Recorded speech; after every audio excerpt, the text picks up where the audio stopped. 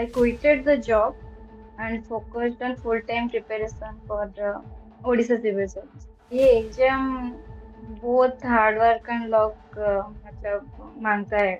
Yes, exactly. And it's a big achievement. It's a big thing. और कैसे हो?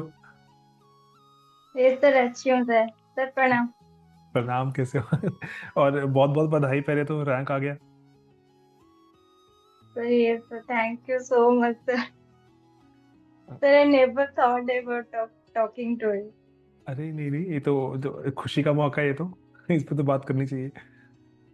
नहीं सर वो मतलब ज्यादा अच्छी रैंक नहीं आई है इसलिए सर थोड़ा जा- सा वो।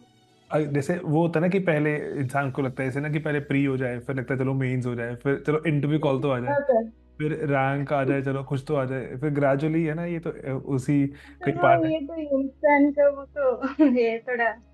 है ना, ये तो इसीलिए हाँ, ठीक है तो कि और जो बेटर के लिए एस्पायर कर सकते हैं। लेकिन आई थिंक जो टू गेट अ रैंक, और लेट्स से अगर ऑप्शन है to not get a rank, तो to get a rank is better, है ना? हाँ, Nothing is better, just something is better than nothing. Yes exactly, and it's a big achievement, it's a big thing.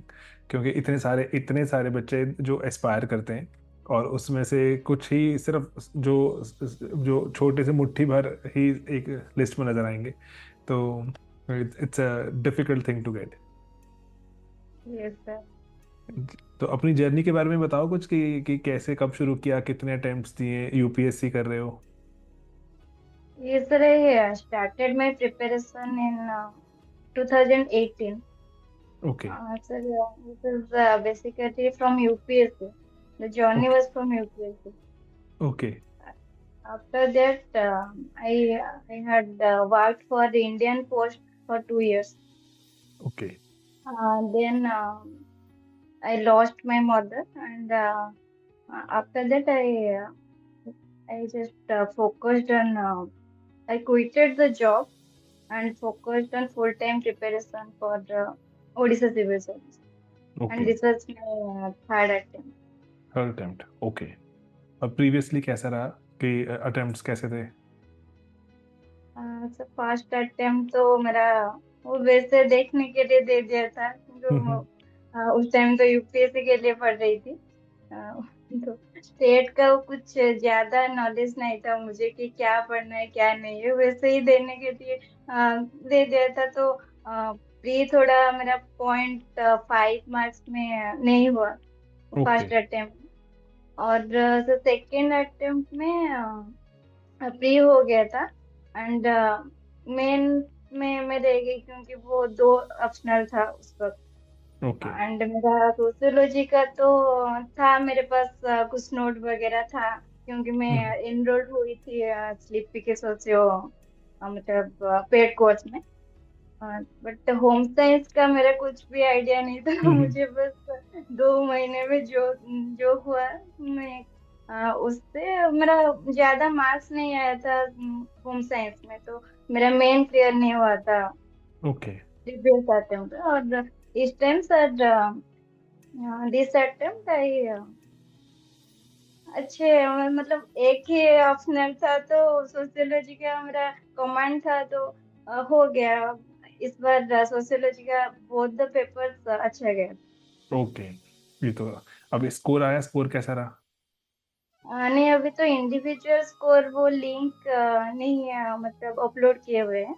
Okay. अभी total mark आया है कल। और मेरा 880 रहा है। Okay and interview marks sir 150 तो 1030 टोटल मार्क्स में। ओके। अभी जो यूपीएससी अपियर करोगे? Yes, sir. All those who have started preparing from UPSC, then that was their that is their last resort के सिक्स अटेम्प्ट तक ही देना है। Right. UPSC मेरा तो अभी दो अटेम्प्ट फेल्ड अटेम्प्ट है। ओके अभी 4 अटेम्प्ट है बाकी तो ओके दूंगी है। ओके। और जैसे अगर वही है, अगर कोई यूपीएससी की तैयारी करता है, तो उसको क्या अलग करना पड़ेगा? जैसे ओडिशा की अगर बात करें, तो क्या अलग पढ़ना पड़ता है? फिर यूपीएससी के लिए हाँ, या फिर यूपीएससी की अगर ओडिशा? अगर अगर यूपीएससी की तैयारी कर रहा हूँ मैं ऑलरेडी, तो मैं स्टेट के लिए, जैसे पर्टिकुलरली ओडिशा के लिए, मेरे को अलग क्या पढ़ना पड़ता है, क्या स्ट्रैटेजी रहती है? सर उड़ीसा के लिए, उड़ीसा का पार्ट इस बार थोड़ा ज्यादा सिलेबस में उन्होंने दी हुई है। तो उड़ीसा का हिस्ट्री, उड़ीसा का ज्योग्राफी, उड़ीसा का वो सेपरेट प्रोविंस वाला क्रिएशन का वो पार्ट, एंड उड़ीसा का हिस्ट्री थोड़ा डेप्थ में पढ़ना पड़ता है। एंड ज्योग्राफी का वो लोकेशन वाला पार्ट, भितरकनिका हो गया, या फिर सिमिलपाल हो गया, वो सारा वो पूछ लेते हैं मेंस में। ओके। तो तो ये उड़ीसा का एक कहाँ से कवर करते हो, कौन सा सोर्स क्या रहेगा इसका फिर? उड़ीसा के लिए मैंने ज्योग्राफी के लिए वो भूपेंद्र प्रधान सर, एक यूट्यूब चैनल पर अन अकेडमी के हैं, ओके। ओके। उनका वीडियो कवर किया था मैंने। ओके, और वो जो अवेलेबल है ऑनलाइन, फ्री ऑफ कॉस्ट या फिर पेड मॉड्यूल रहता है? ये सब वो फ्री ऑफ कॉस्ट है। नाइस, ठीक है। तो उनका जैसे ही उड़ीसा बाकी, का हिस्ट्री भी है। ओके ठीक, ग्रेट। हिस्ट्री भी तो, कोई अगर उसको और सुन रहा हो, उसको जो प्रिपरेशन करनी हो, तो हेल्प मिल जाएगी ना? राइट। ठीक है। ओके, और जो फिर ऑप्शनल में कुछ बदलाव तो नहीं है? नहीं सर, ऑप्शनल का सिलेबस उनका वही है, मतलब मुझे लग रहा था कि यूपीएससी का सिलेबस को डालेंगे, बट वही पुराना ही है सोशियोलॉजी का सिलेबस। ओके, तो कुछ ऐसा कुछ होता है कि क्वेश्चंस का लेवल ज़्यादा कम रहता है यूपीएससी से? हाँ, यूपीएससी में थोड़ा वो डेप्थ में जाकर पूछते हैं, एंड हम्म। ओडिशा में इस बार पिछले बार थोड़ा डेप्थ था एक दो क्वेश्चन में, वो हम्म। करंट अफेयर्स के साथ लिंक करके पूछे थे। बट सर इस बार डायरेक्ट क्वेश्चन था, इजी क्वेश्चन था, ओके, और मतलब सिलेबस से ही डायरेक्ट। पैटर्न में कैसे फर्क रहता है? अगर यूपीएससी में तो 5 सवाल करने होते हैं, हर के अंदर सब पार्ट होते हैं, यहाँ पे क्या पैटर्न रहता है? सर यहाँ पर भी वही है, मतलब 1 और 2 में से एक चूज करना है, या फिर वो 10 के 10 दे देंगे, उसमें से आपको 8 करना है, या फिर 9 करना है, इसे। ओके। ओके, ठीक है। मतलब तो वो चूज करते हैं कैसे, मतलब ऐसा कुछ सिमिलर पैटर्न नहीं रहता। ओके। ओ, पिछले बार था, बट इस बार वो उन्होंने चेंज किया है थोड़ा। इस पे पैटर्न चेंज हो गया, इस पे ऑप्शनल भी एक रह गया ना, पहले ऑप्शनल भी 2 थे। ओके। तो और ऐसे कोई जो पर्टिकुलर चीज़ जो तुम्हें लगता है कि ये चीज़ है जो डिफरेंशिएट करती है स्टेट की प्रिपरेशन को यूपीएससी की प्रिपरेशन से, कि आंसर राइटिंग पे फोकस करो, या कोई कौन सी पर्टिकुलर चीज़ है जो तुम्हें लगता है कि जो बहुत डिफरेंशिएटिंग फैक्टर है, यूपीएससी में कम रहती है, वो यहाँ ज़्यादा है? तो नहीं सर, यूपीएससी में तो सब कुछ ही ज्यादा रहता है, स्टेट में वैसे तो थोड़ा इजी होता है स्टेट का। Okay, relatively. मतलब आप अगर आंसर राइटिंग 4 महीने भी कर लेंगे तो हो जाएगा आपका, ओके, बट थोड़ा स्ट्रैटेजी बनाना पड़ेगा उसके लिए। मतलब आपका कंटेंट रेडी होगा तो फिर revise and right. Revision, right. Okay. तो इफेक्टिवली लेट्स से अगर कोई बिल्कुल आज शुरू कर रहा है अगर स्टेट्स की तैयारी, तो कितना टाइम कम से कम लगेगा उसको, कि 1 साल 2 साल की इतने में अच्छी तैयारी होगी? मतलब 1 साल में हो जाएगा। 1 साल में हो जाएगी, जीएस और ऑप्शनल मिला के? हाँ सर, सर वो तो मतलब ग्रास्प करने के पावर में डिपेंड करता है। अगर कोई स्लो लर्नर है तो उसे अगर मेरी तरह है स्लो लर्नर, तो उसे थोड़ा ज्यादा टाइम लगेगा सर। ओके, तो 1.5 साल मान के चलें, 1.5 साल, 18 मंथ्स तो चाहिए। हाँ बेहतर। हाँ, इतना टाइम तो यूपीएससी में हाँ चाहिए बस होता सर है। कॉन्सिस्टेंसी रहना होगा, हापाजड़ होने से नहीं होगा सर। हाँ, एक ये बहुत इंपॉर्टेंट चीज़ है। हाँ, और मुझे लगता है कि आई गेस कि हाँ, 18 मंथ्स अप्रोप्रिएट टाइम है। और ठीक ये है। जो चाहे यूपीएससी हो चाहे स्टेट्स की बात कर रहे हो, तो 18 मंथ्स तो चाहिए होगा। और पर्टिकुलरली, और जो बियॉन्ड यूपीएससी, और कौन सी चीज़ें जो, क्योंकि लंबी जर्नी है ना, जैसे आपने भी इतने टाइम से पहले शुरू की, तो कौन सी चीज़ ऐसी जो थोड़ी सी जो मानसिक हमारे या फिर साइकोलॉजिकल बैलेंस को बनाए रखेगा? सर मेरा तो था कि मैं डेली चैंट करती थी, वो हरे कृष्णा महामंत्र का। ओके। तो उससे मेरा थोड़ा स्टेबल रहता था मेरा mind.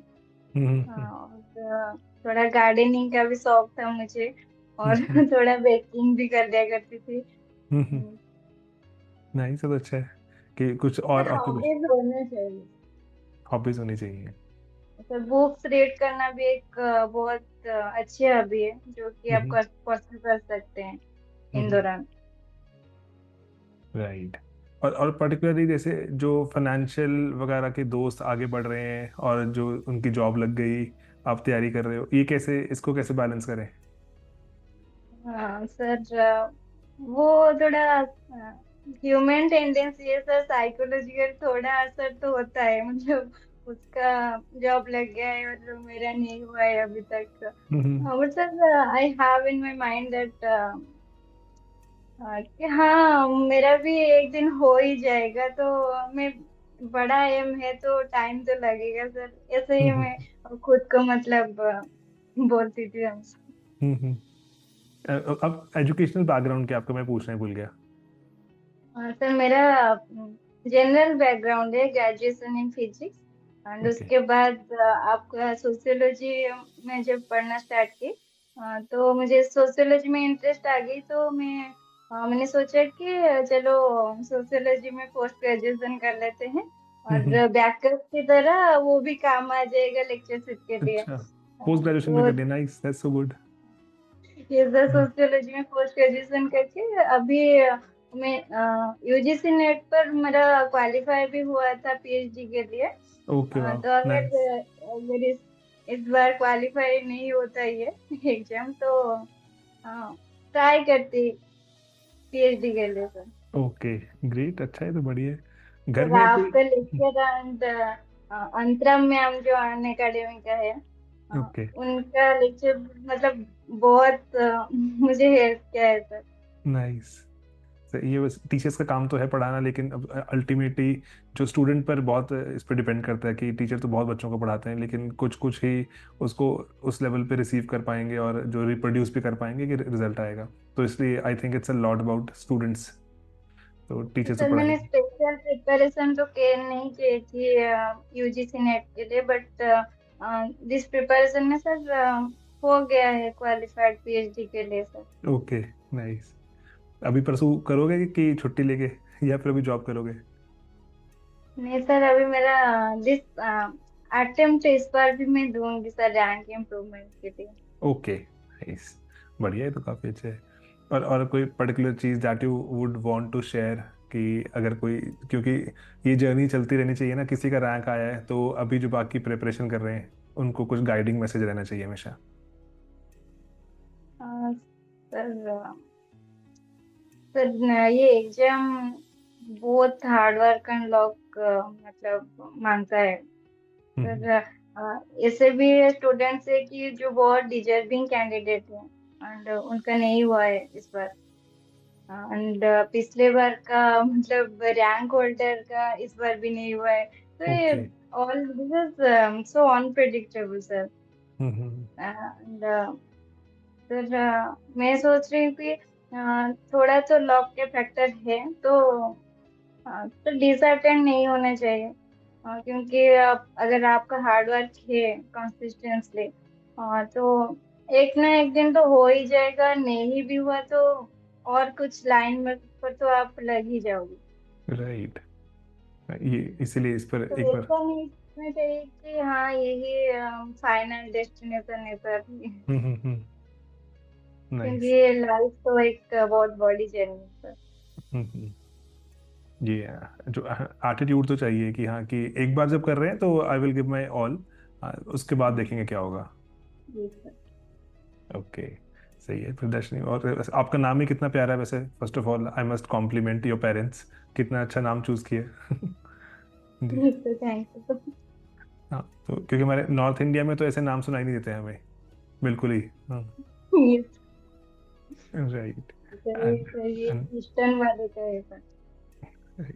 And thanks once again कि जो जो शॉर्ट नोटिस पे अभी वहाँ पर साइक्लोन भी था, और है ना, तो हम जैसे जैसे प्रेइंग की सब सेफ रहे। और लेकिन अभी जो काफ़ी, जैसे ओडिशा ने तो काफ़ी डेवलपमेंट इस तरह से की है कि अब साइक्लोन प्रिपेयर्डनेस बहुत हाई है अभी। ये sir. Bengal Bengal is catching up, Bengal की इतनी नहीं है जितनी ओडिशा की है। ये सर उड़ीसा तो मॉडल फॉर डिजास्टर मैनेजमेंट। बहुत ही बढ़िया। अभी तो इसलिए पहले तो जो आते थे जब साइक्लोन 90s वगैरह में, मुझे याद है तो बहुत तबाही हुआ करती। सर सर वो टोटल टीम को मेरी तरफ से सर बहुत थैंक सारा यू। ग्रेटिट्यूड मेरी तरफ से, क्योंकि सब लोगों ने सर, कुबेर सर का ऐसे एंड श्रद्धा मैम का वो ज्योग्राफी सर बहुत हेल्प किया मुझे। Thank you so much. ये है ना, ये अच्छा है कि जो टीचर्स तो खैर इसी पर्टिकुलर जो जो प्रेज के जो ये दो शब्दों के लिए ना पूरा पूरा साल मेहनत करते रहते हैं। नहीं सर, मेरे मेरे मन में था कि हाँ मैं ग्रेटिट्यूड का मैसेज सर को सेंड करूंगी, हम्म। बट आपके साथ सर इंटरव्यू मैंने सोचा नहीं था सर। नहीं नहीं, अरे ये तो बहुत ही तो एक वेरी हैप्पी सर। बेसिक सी चीज है। तो हाँ, ये तो कि वी शुड टॉक, क्योंकि इतनी मेहनत के बाद कोई यहाँ पहुंचता है। Yes. And congratulation to you and your family and everyone, क्योंकि सभी की ही इन्वेस्टमेंट रहती है, कोई ये सिंगल हैंडेडली इसको नहीं पूरा कर सकता। Yes sir, family should be there to support you. Right. Alright. And अगर कृष्णा आपको कोई हेल्प चाहिए हो तो प्लीज़ है ना, आप बता देना कि जो किसी भी तरह की कोई हेल्प चाहिए हो, चाहे लेट्स से किसी एग्ज़ाम के जैसे आंसर राइटिंग में या प्री एटसेट्रा में, है ना, थोड़ा सा मे बी और sir better. Answer answer writing में भी आपका जो आप इवेलुएट करते हैं वो सर बहुत ही अच्छा है, क्योंकि अब जो इंडिविजुअल मतलब एक स्मॉल स्मॉल स्पेलिंग मिस्टेक का भी वो राउंड कर देते हैं। एंड वो अब कैसा, मैंने आप लिख देते हैं कि how you can generalise this things, you don't have the conceptual clarity and go see the lecture once more. Right. वो हाँ, सर या बहुत अच्छा इस है। हाँ इस लेवल पर, क्योंकि ना हर चीज़ है ना सिर्फ इम्प्रेशन क्रिएट कर रही है वहाँ पे। अगर आप जो कुछ भी लिख रहे हो वो टीचर को एक इम्प्रेशन दे रहा है, तो impression has to be of a student जो कि थोड़ा प्रॉपर है, थोड़ा बेटर है। तो टीचर और फीडबैक का काम ही वही है, इंक्लूडिंग स्पेलिंग्स वगैरह ठीक कराना। क्योंकि अगर स्पेलिंग सही नहीं है ना, मतलब कि शायद सुनकर आ गए, है ना, सुनकर आगे पढ़ कर नहीं आए। तो इसीलिए, क्योंकि जब हम पढ़ते हैं तो स्पेलिंग यूजुअली हम देख लेते हैं। तो इसीलिए ये, लेकिन कई बार होता है ना रिप्रोड्यूस नहीं कर पाते, पढ़ा था मैंने सब कुछ लेकिन स्पेलिंग रिप्रोड्यूस सही नहीं हुआ। तो ऐसे इसलिए ना वो एरर ना रह जाए, तो इसलिए तो लगता है वो भी बताना ही चाहिए। अगर कहीं कहीं ग्रामेटिकल एरर है वो भी बता देना चाहिए। कॉन्सेप्ट एटसेट्रा तो इम्प्रूव होता ही रहेगा, है ना, ये भी साथ साथ इम्प्रूव करना चाहिए। तो वो मुझे बहुत अच्छा लगा था, इसलिए मैं उड़ीसा मतलब इस बार जो आपने स्टार्ट किया था वो बहुत लेट में स्टार्ट किया आपने वो राइट। टेस्ट सीरीज का। उसके राइट। पहले मैंने एक ले लिया था, बट फिर भी I opted for test okay. Series of CP. Thank you so much. And we we glad कि कंट्रीब्यूशन हो पाई सक्सेस में। राइट। ठीक है प्रदर्शन, thank you so much. And अब we'll edit this video and maybe we'll put it in a couple of days thank channel you पर। Sir. Thank you and all the very best. Yes, thank you so much sir. अभी आपकी जैसे मुझे लगता है अभी अभी पढ़ाई और जो करोगे, अटेम्प्ट दोगे, तो उसमें बस वही है कि और बेहतर हो। जो जो इवन की जैसे सर ओडिशा आई का विल इस बार रैंक 2 भी ओडिशा से था, है ना, तो कि और दिखे सर, यूपीएससी में भी। बहुत निकल रहे हैं उड़ीसा से। बहुत ज्यादा निकलते हैं एग्जैक्टली। अब तो ना, अब तो एकदम से और जो तेज हो गया है प्रोसेस। सर अब जो पैटर्न चेंज के बाद और भी निकलेंगे सर, निकलेंगे। यूपीएससी में भी आ जाएंगे। एंड मेरी जैसे पूरे एक जो आप सबके साथ मेरी पूरी जो गुड लक वाला जो पूरा प्रोसेस आपके साथ है, कि मेहनत तो एक लेवल पर हो चुकी है, कॉन्सेप्ट क्लैरिटी है, आंसर राइटिंग कर रहे हो। अब लक भी चाहिए कि यूपीएससी में भी नाम दिखे आपका। सर ठीक है, चलिए मिलते हैं फिर। And thank you so much once again nice to and talk to you sir. Congratulations.